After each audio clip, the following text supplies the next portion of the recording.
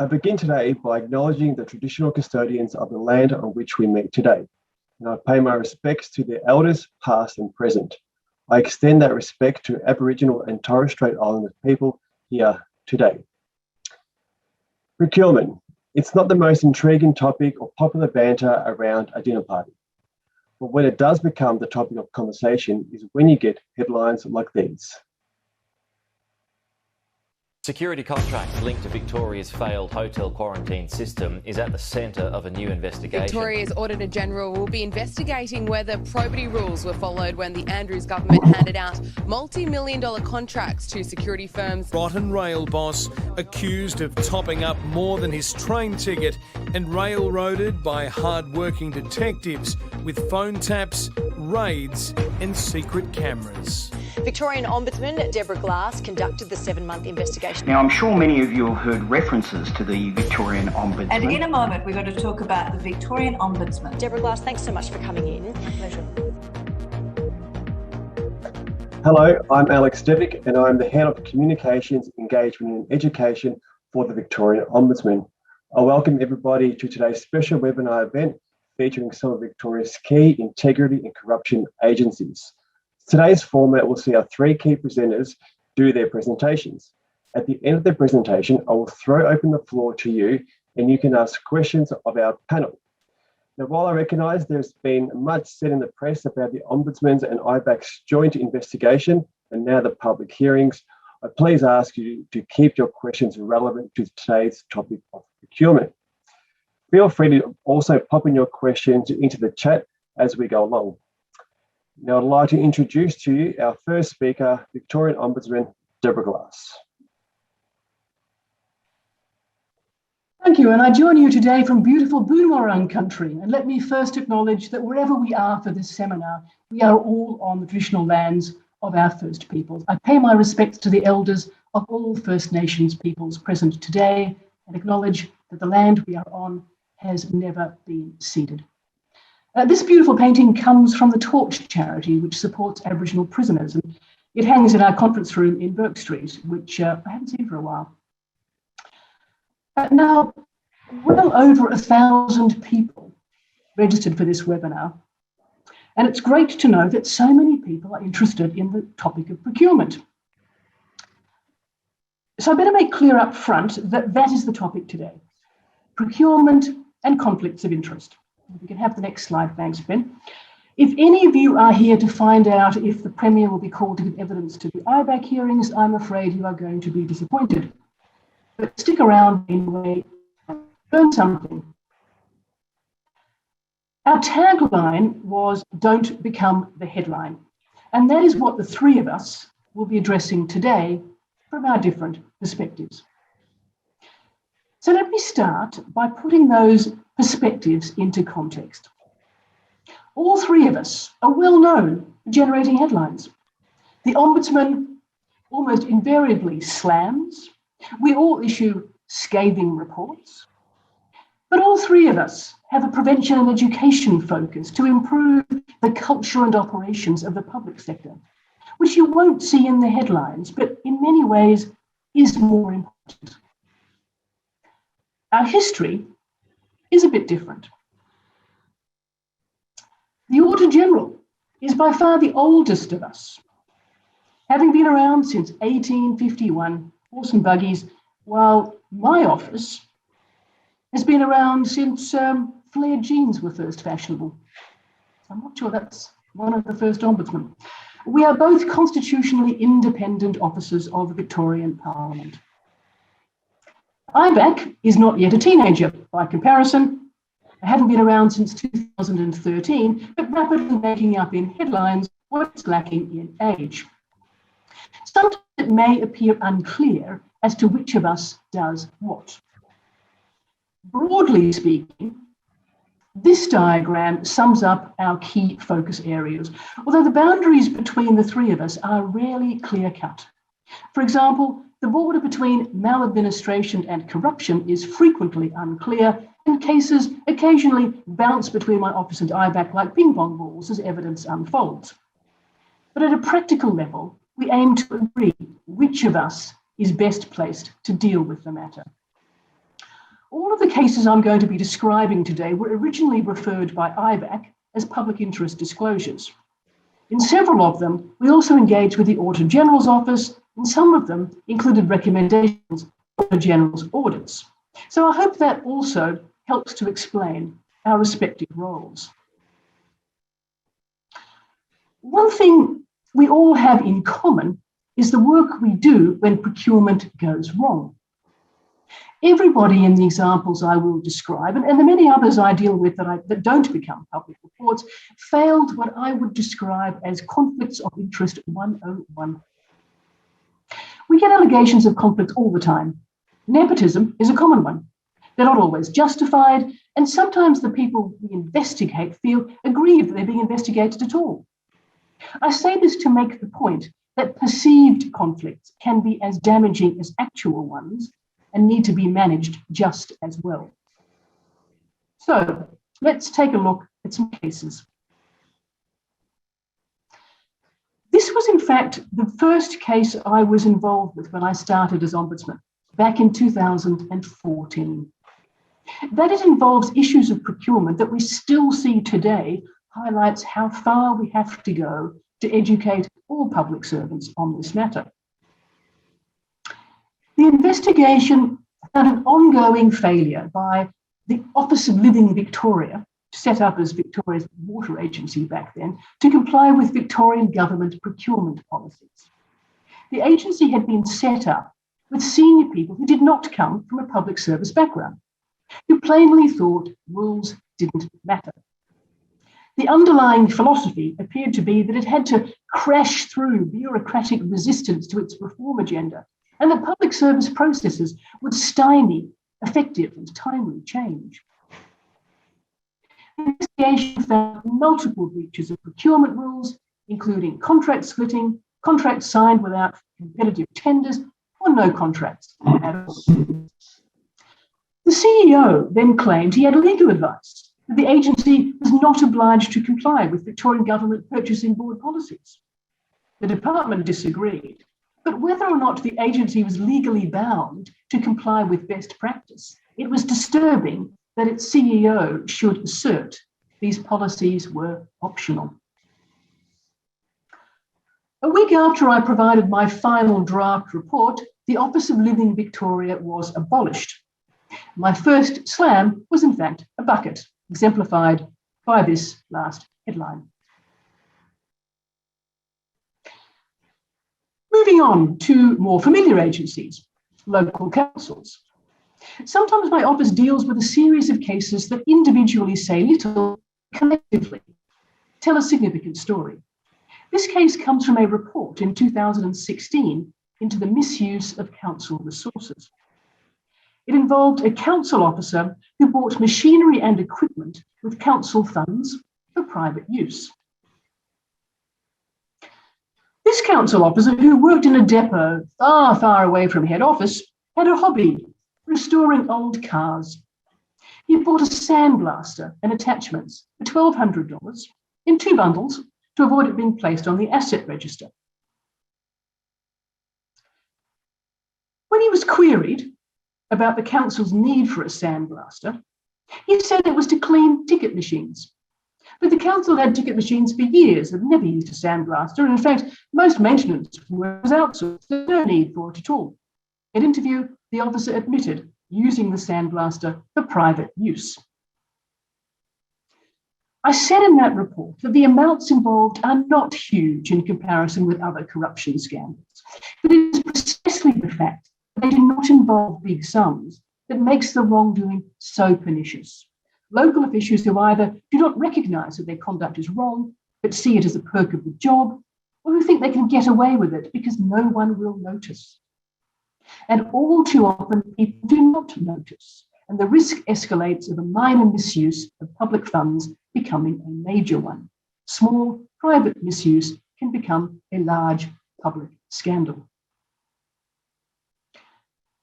Conflicts of interest are particularly prone to misuse in small entities removed from head office supervision.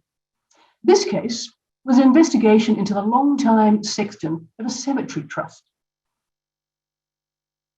In addition to exhuming people without a licence, the sexton also used the grounds of the cemetery in effect as his personal business. Without the trust's approval, he sold and installed memorial chairs into the cemetery grounds, manufactured by one of his relatives. These chairs were offered at a suitable fee to families of the deceased, and the sexton would create documents purporting to be official trust receipts to people buying them. When my investigators visited the cemetery during the investigation, had almost as many chairs as a theatre. The sexton plainly used his position to obtain a private benefit, but no one noticed or stopped him for years. Now, not many of us run cemeteries for a living, so the real lessons here are about management failures. Do you really know what your staff are doing, particularly if they're working remotely? Procurement practices extend to recruitment of staff, and we see these issues crop up time and time again with allegations of nepotism, some well-founded and others not.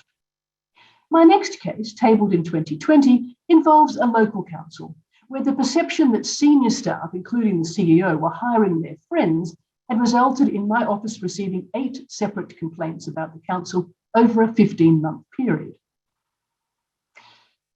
We found a director had several former colleagues and friends from a previous council hired, several receiving generous increases in their remuneration without declaring a conflict of interest.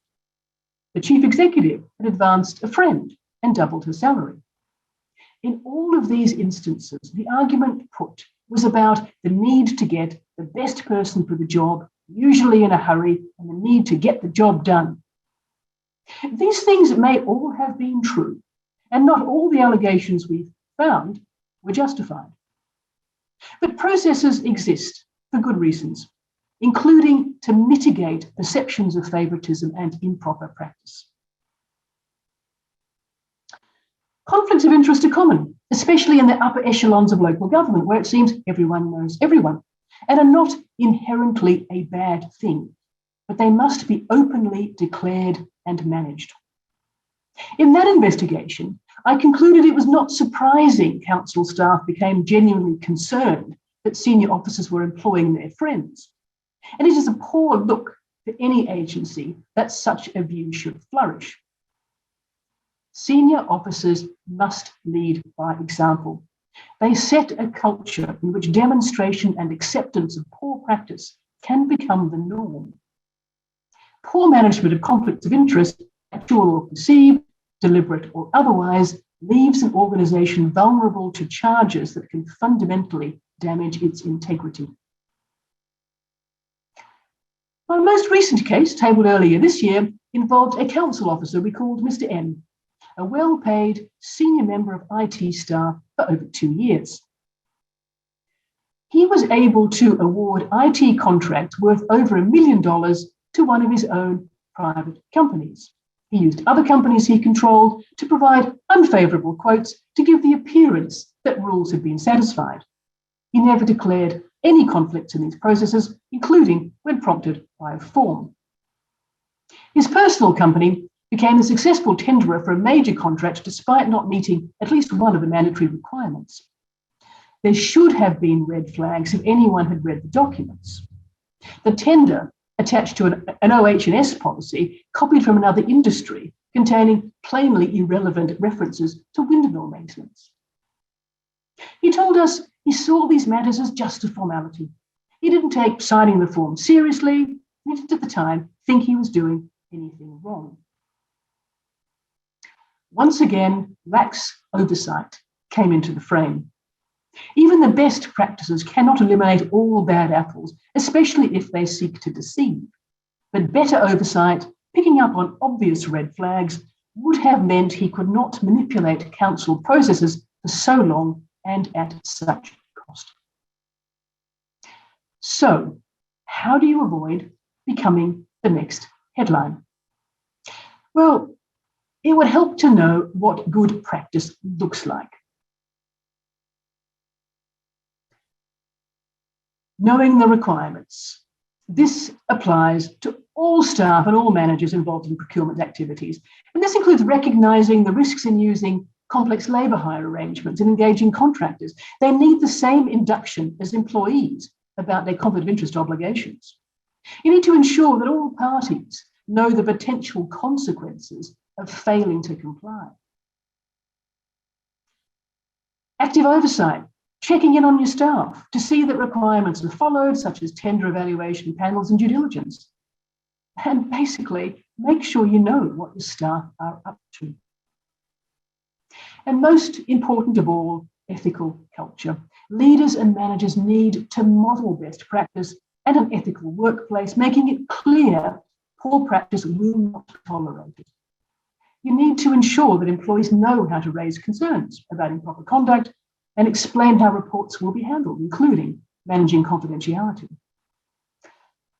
So don't become the next headline. The cost of getting these things wrong is significant, not just for the individual, but for the organisation and ultimately for public trust in the integrity of government. You only need to look at the headlines to see the public's sense of betrayal. Making mistakes in procurement, not properly managing your conflicts of interest, not only exposes you to huge and avoidable risk, you might also become my next headline. We also want to help. I declare a conflict as it's not free, but my education and prevention team can assist public sector organisations to brush up on your conflict of interest practices, and we can tailor workshops to meet your needs. You can see their details on the screen.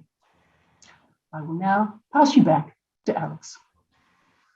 Thank you, Ombudsman, and definitely some headlines there that the public sector would like to avoid. Quick reminder about the chat function. Please pop your questions into the chat feature, and we'll get to them at the end of the presentation. And just so you know, we are recording this webinar, and at the end of it, we will also email each of you the recording of it as well. Our next presenter is IBAC Commissioner, the Honourable Robert Redlich, AM QC. Good afternoon, everyone. I'm pleased to be with you all. As Deborah has already mentioned, the fundamentals of a good procurement system are, firstly, that you have the policy that relates to the procurement processes that your organisation must follow. But it's never good enough, is it, to just have a good policy? That policy must be implemented. And that means ensuring that the staff who are responsible for procurement are completely familiar with the policy, or as Deborah put it, know the requirements of that policy. And that can only be achieved by training and constant reinforcement of the policies and the processes that must be followed. I would like to spend the time that I have with you looking at a third consideration beyond policy and implementation, namely the risk of human failing, that those who are involved in your procurement processes fail to comply with the processes and the policy that's been prescribed. IBAC last year received approximately 11% of its complaints in relation to allegations of misconduct or corruption in dealing with procurement issues.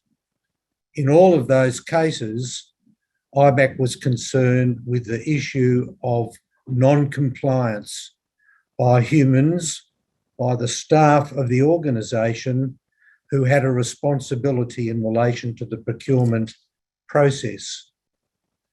So my message to you today, in order to avoid the headlines, is that your organisation must focus not only on policy and implementation, but on the risks that exist that the staff will be involved in non-compliance with those policies and processes. It's a whole of organisational responsibility to ensure that the risk of non-compliance is minimised. And I want to take you now to what I describe as the hierarchy of responsibility in ensuring that there is no non-compliance. Regardless of the particular corruption or misconduct risk that is found across the public sector, there are particular behaviours that make these risks possible. First, and obviously, there is the individual within the organisation who engages in misconduct either for financial or other gain, or is induced by improper influences of others to depart from the established processes, and that individual then seeks to conceal or fail to disclose their wrongdoing. And so a good example of that is the operation that was shown on the initial slides at the introduction of this presentation in relation to the recent investigation by IBAC of V-Line and some of its senior officers. So the second area where there is human non-compliance is in relation to the colleagues that surround the individual who has engaged in the misconduct.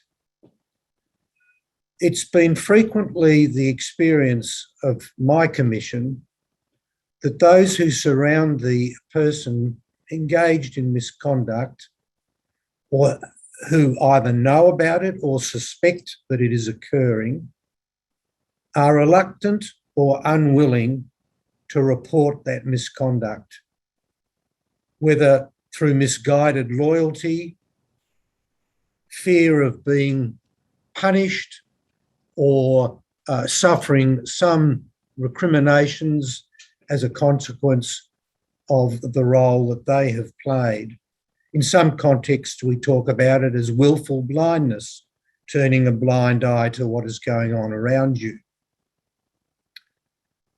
The conduct generally of the individual who engages in misconduct is unlikely to have occurred if they believe that those they are working with will call out their misconduct as soon as it is recognised or observed. The third area of human failing that I want to mention is that of the supervisors, of the staff who are immediately and directly involved in the procurement process. Too often we find that the supervisor fails to apply rigour and sufficient standards within the team that they are supervising. Too often we find the supervisor fails to properly oversight the work that has been done. They're either apathetic or unwilling to fully explore the conduct of those below them. Again, whether it be because of misguided loyalty or embarrassment or fear of retribution, either by those staff or criticism from those above them for failing in their duty. The fourth category of human non-compliance occurs in relation to the internal governance and complaint teams that have responsibilities for oversighting and investigating potential failures in the policy application of policy and process. They're ineffective in identifying and reporting corrupt conduct. They fail to adequately address the evidence which demonstrates misconduct or corruption. Again, that conduct may be born of an unwillingness to simply get mates or friends into trouble. It may arise because of incompetence. It may arise because of a failure or an unwillingness on their part to expose to management what is going on within the organisation. But their role is a critical one as auditors or oversighters of whether or not policy is being correctly implemented. And finally, the fifth of these behaviours, that of senior management, those at the head of the organisation, who too often are overly focused on getting the job done at all costs, with insufficient focus on the need for systemic vigilance against poor standards. And how often have we found ultimately the explanation to be, when non-compliance with procurement processes occur, that those in a position of senior management exhibit the view, I didn't want it revealed that this occurred whilst it was on my watch. Preferably, they cover up the offending. They seek to minimise the seriousness of the behaviour so that there are no ramifications which reflect adversely on them. So, as Deborah has already indicated, the objective both of my organisation, the Ombudsman and the Auditor-General, is primarily to ensure that we prevent such conduct occurring in the future. To avoid the headlines, the focus of each of your organisations must not just be on policy and implementation, but ensuring that you address the risk of the occurrence of these human failings at each of the hierarchical levels I've mentioned, ensuring that those failings do not occur. And that requires constant reinforcement and reminders to the staff as to where these human failings can arise. Now, very briefly, I want to mention two reports which my commission published in the last 12 months, Betka and Maru, both of them cases involving the sort of human non-compliance that I have just been speaking of. In Betka, the Senior Project Manager of the Information and Technology Division of the Department of Education and Training, obtained almost $14 million in contracted staff resources from the department through using his departmental position to further his private business interests. This involved misusing departmental information, influencing processes for procuring the contracts, and circumventing the processes to obtain unfair advantages. There was also a fundamental breach of conflict in failing to declare his interests. And curiously, most of the staff with whom he worked, including line managers, were aware of his conflict of interest, but raised no objection, did not draw to the attention of management or anyone else that these conflicts existed. And it was only through those failings that the corrupt conduct was able to occur. In Maru, IBAC looked at a former CEO of Victorian Regional Health Service who was found to have awarded a contract of over $1 million to a consultancy whilst he was in a personal relationship with one of its directors. He also authorised payments of invoices to a company owned by a relative, the payments being made several years after the work had been purportedly undertaken and without any proper verification of the invoices. And there was fundamentally a lack of scrutiny by internal or external audit of the health services procurement, and the health services board failed to adequately oversight the CEO. So you can see, even from those two special reports, a number of the non-compliance failings to which I have already adverted. Finally, in concluding, I would invite all of you to go to the organisation's website, where you will see the red flag resources, which are set out in great detail.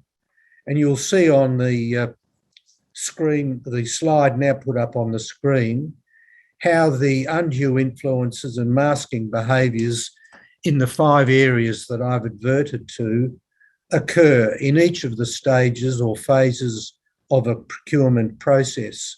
So I invite you to go to the website where those red flags are discussed in some detail, and the human failings to which I have adverted, and which should be part of the primary focus of your organisation, can be found.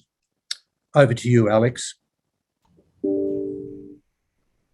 Thank you, Commissioner. And some very common themes there that are very often present in all our procurement investigations. Some great chats, some great questions coming through there, everyone. Now, remember to use the Q&A function on your screen and not the chat function. So remember, the Q&A function is what you need to use. To conclude our webinar today, I'd like to introduce Victorian Auditor-General Andrew Greaves. Thanks, Alex. It's good to be here. Before I start my presentation, I guess I should respond to a couple of points that have been made by my preceding speakers, and they have to do with situating the role of the Auditor-General. I sometimes feel all of my 170 years of being the Auditor-General, but we generally talk now about the audit expectation gap, and with the advent of the Ombudsman and the advent of IBAC more recently, it's a clearer delineation now, I think, between who's responsible or who has jurisdiction around investigating corruption, malfeasance, maladministration. I situate myself down at what I call the integrity end of the spectrum.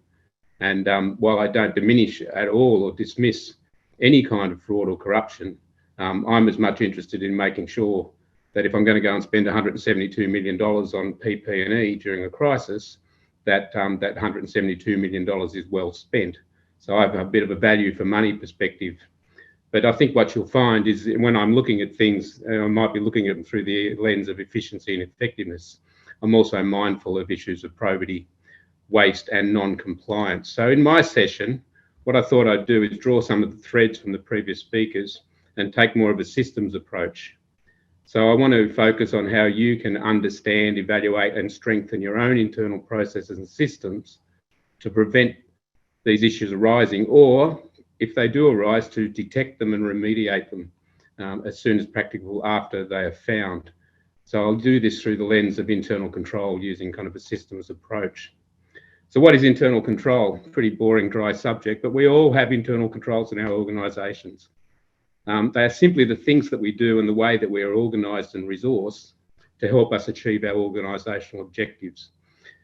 Now, there are some very useful models around. There's a normative model that was actually promulgated first in 1992 in the United States under the auspices of the Committee of Sponsoring Organisations, COSO, the acronym there, of the Treadway Commission, which was a joint initiative to combat corporate fraud back in the day.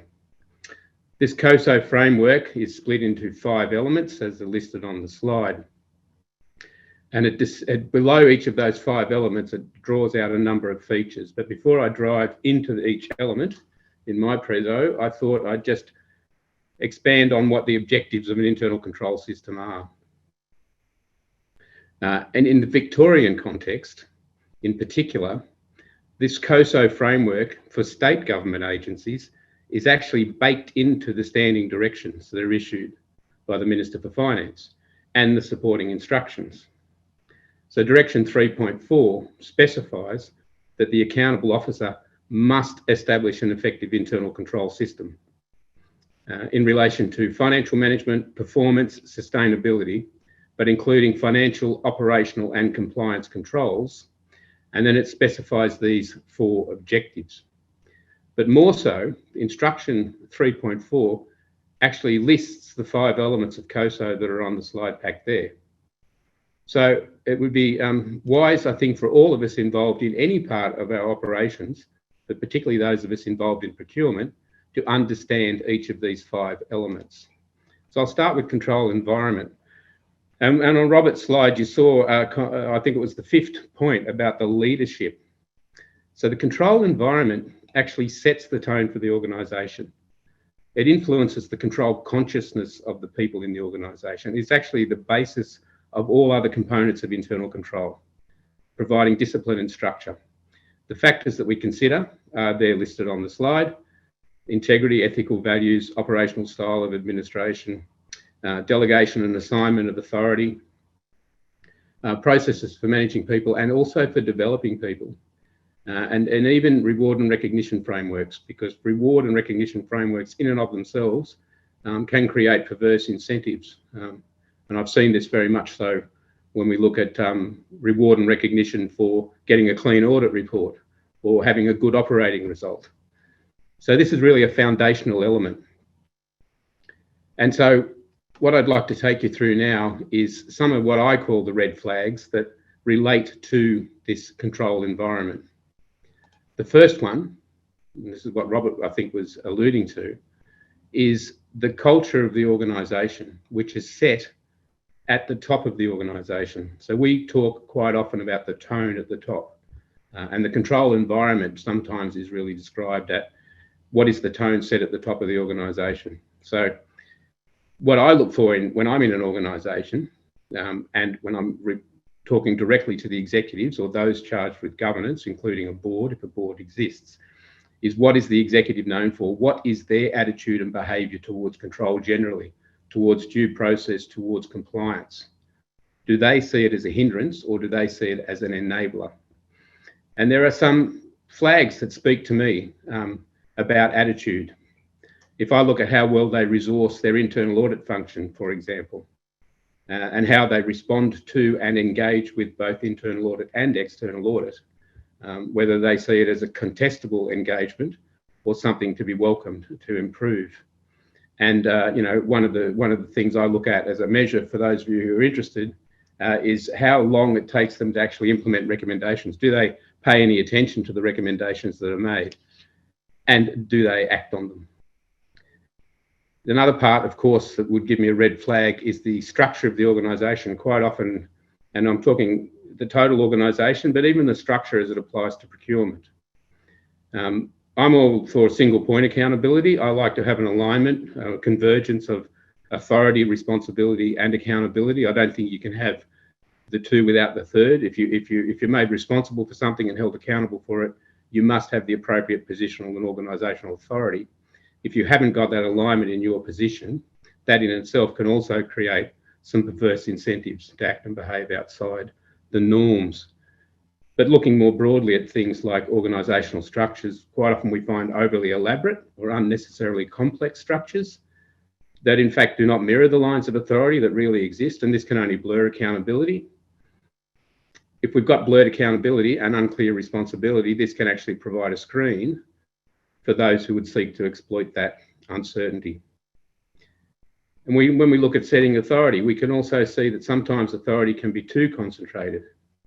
And I'll come to this later on when I talk about separation of incompatible duties. Allowing one position to exclude others from decision-making and approval processes would be of a concern to me. I'm always into what I call at least the two sets of eyes principle. Someone initiating something, someone else approving it, reviewing it, assessing it. But of course, authority can also become too devolved. And I think Deborah in her slides gave an example of, remote working. So we worry about the tyranny of distance. We worry that further from the centre, subcultures can emerge in an organisation and flourish that work against the intent of the executive. Another root cause of failures in internal control, and these apply, of course, to procurement, and this has also been alluded to, is the capacity and capability of the workforce. So the frontline staff, the operational staff that actually undertake procurement roles as part of their duties, are what we call our first line of defence. There's a model called the 3 lines of defence model. I can come back to that later. But they are the first line of defence. They are the people implementing the policies and the procedures. And as Robert said, they really need to be trained in procurement. And they really need to understand the policies and the procedures and the processes that are to be followed and why they need to be followed. But quite often we find that the frontline staff aren't trained in procurement. Or if they are trained, they may be overworked. This may be something that they do on the side of their desk. It's not something that they do routinely. So in those situations, they quite often, because it's infrequent, don't actually understand the procurement policies and procedures. And of course, this could lead to them unintentionally engaging in improper behaviour, or at least allow a bad actor to exploit their lack of knowledge. And that's where I see a lot of failures in relation to procurement. Somebody else takes advantage of somebody's lack of knowledge. And of course, one of the other areas that we worry about, and this is the foundational area, so I'm spending so much time on it in my presentation, is the employee attitude to the organisation. We look at things like staff morale. We also look at, as I said at the tone at the top, the attitude of can-do, push-through cultures.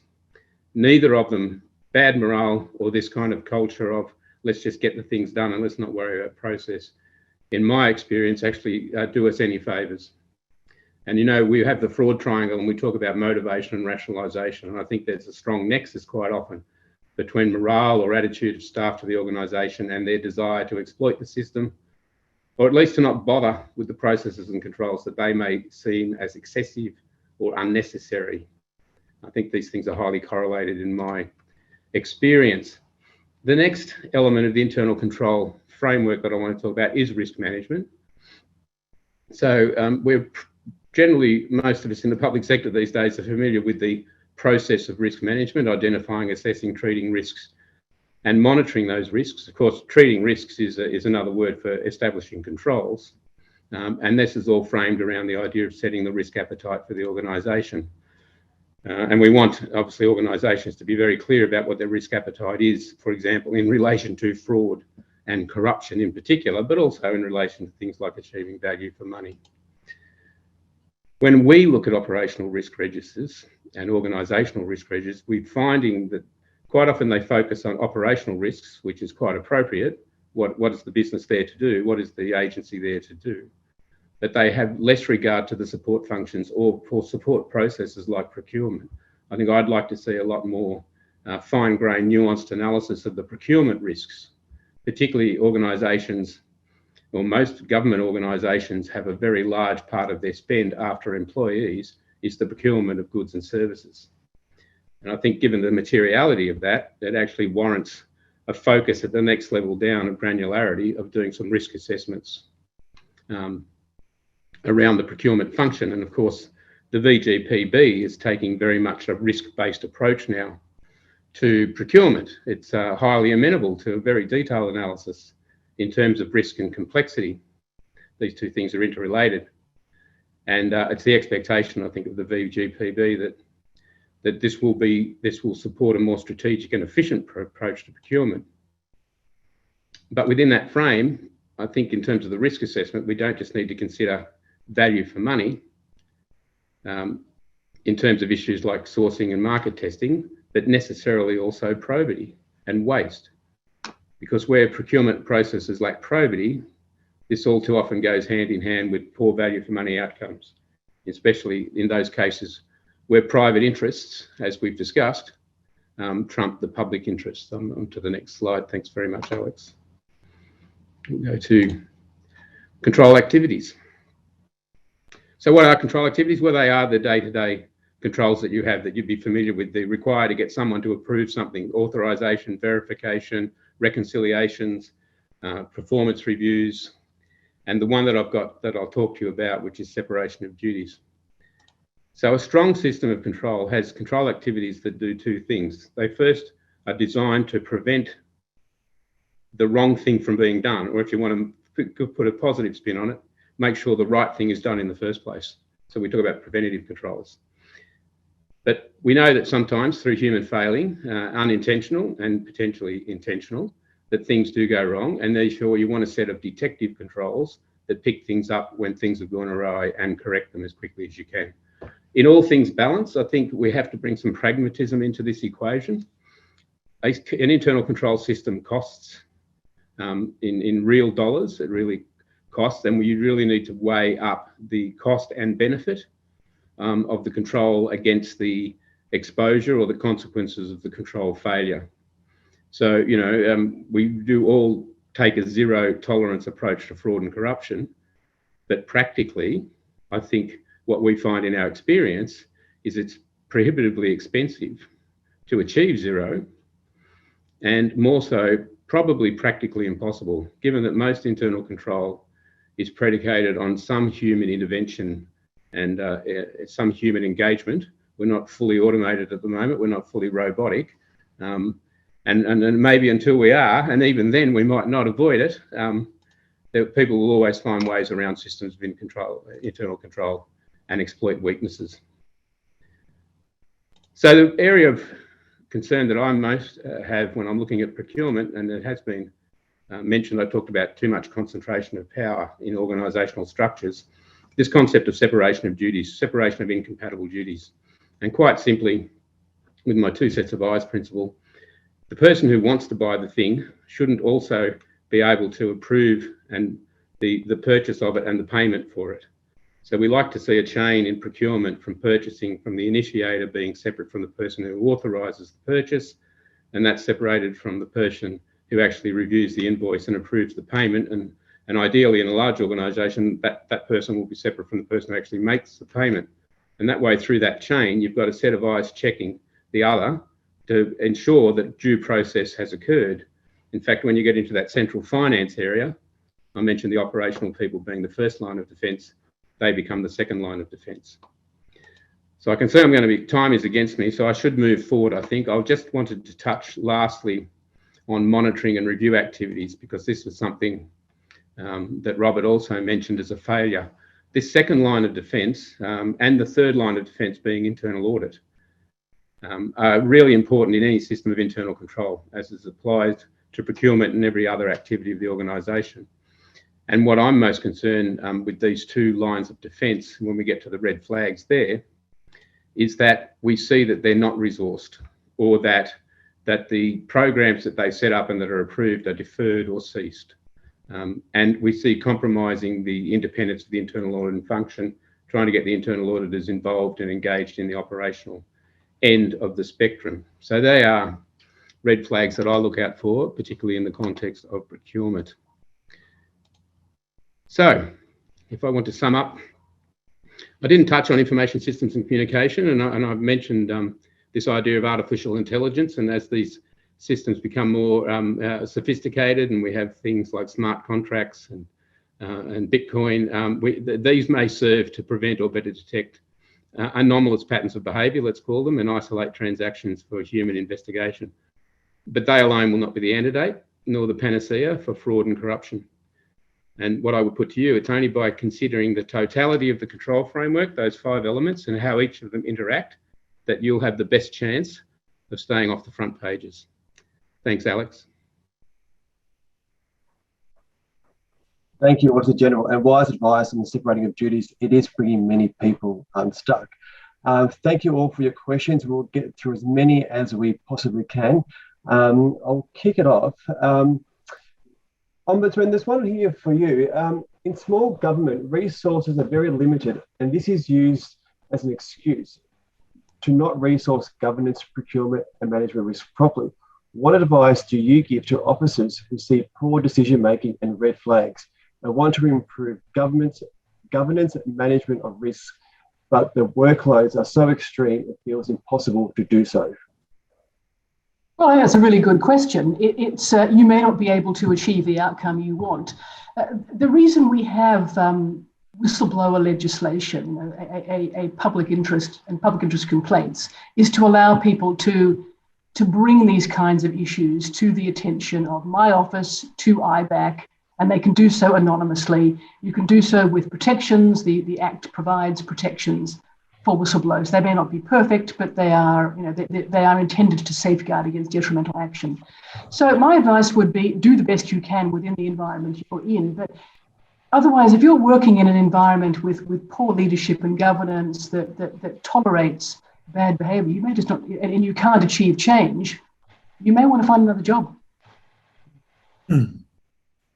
Commissioner, there are a few questions in here about whistleblower legislation and protection for whistleblowers. Can you elaborate a little bit more on that? Should you get a whistleblower complaint, how your office handles it?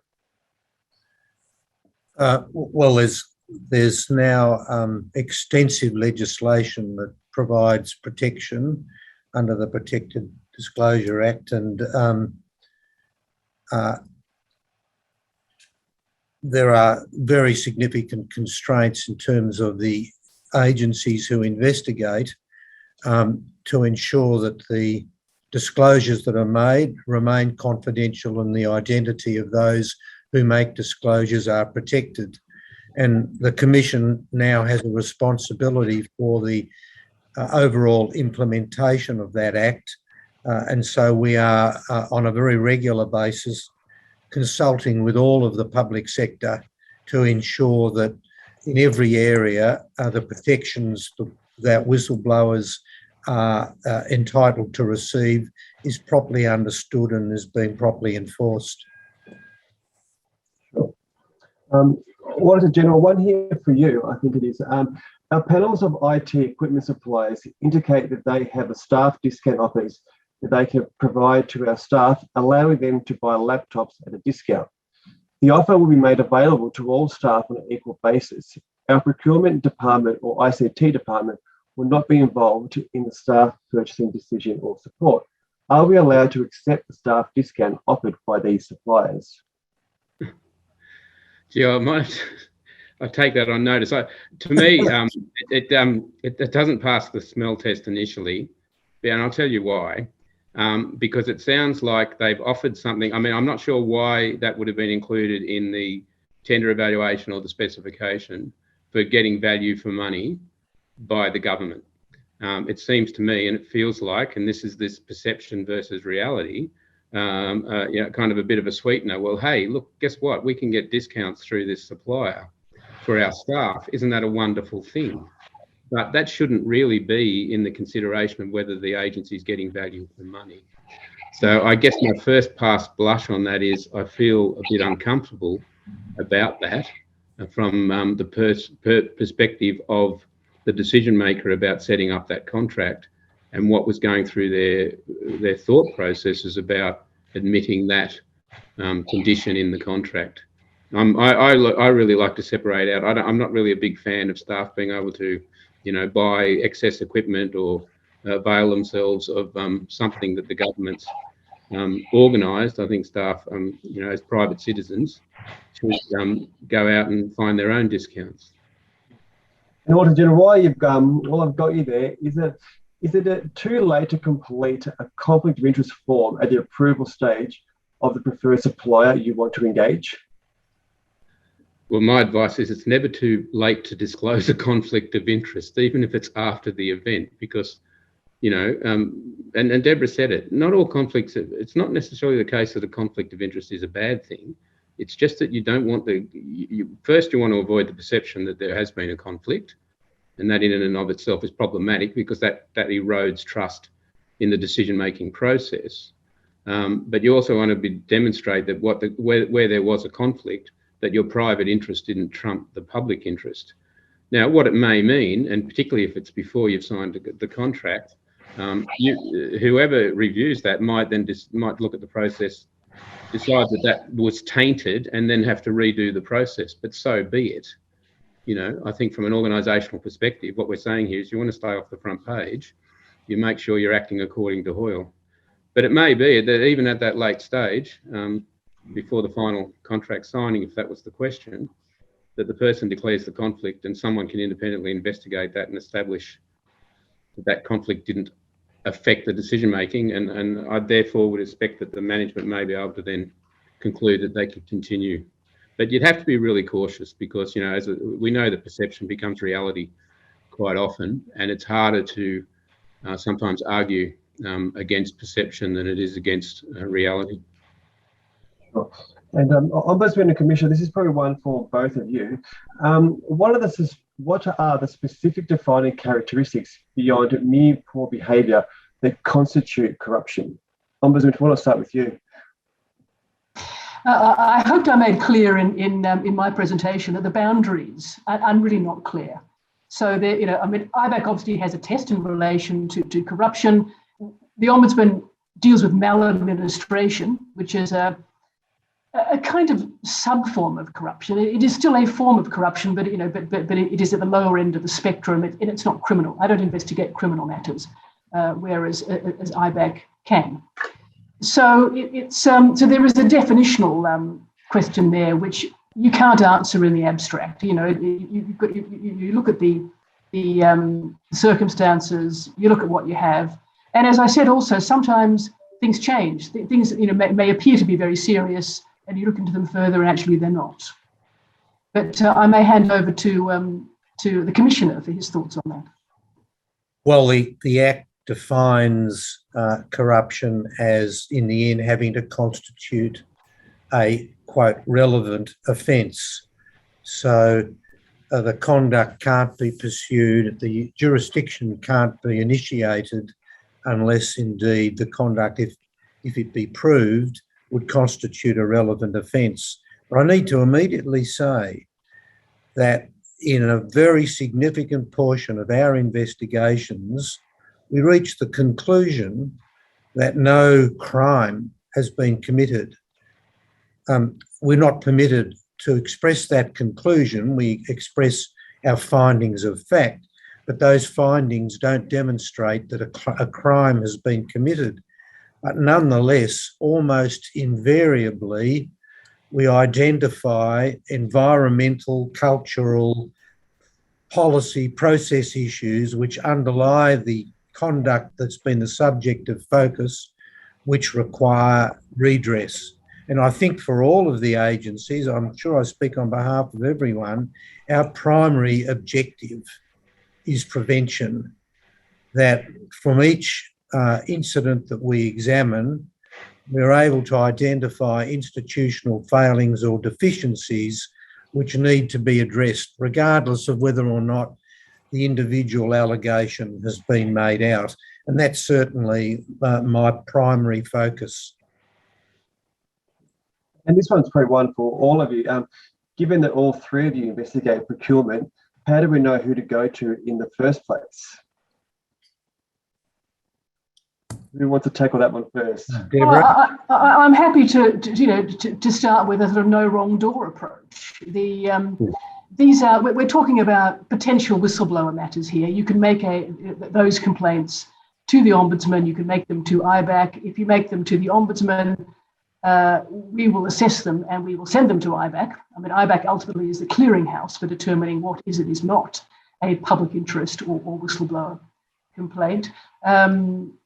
Andrew, I suspect you don't want to receive complaints directly from the public, so I would suggest you limit yourselves to IBAC and the Ombudsman. But if there are matters you want to draw to the Auditor-General's attention, and no doubt he will take notice. No, and as Deborah would testify, a large percentage, the majority, in fact, of the complaints we receive which involve misconduct but which fall short of potentially criminal conduct are referred by us to the Ombudsman. And I think we've got time for one more question. This one's for you, Auditor-General. What is the single biggest failure you see in public sector governance?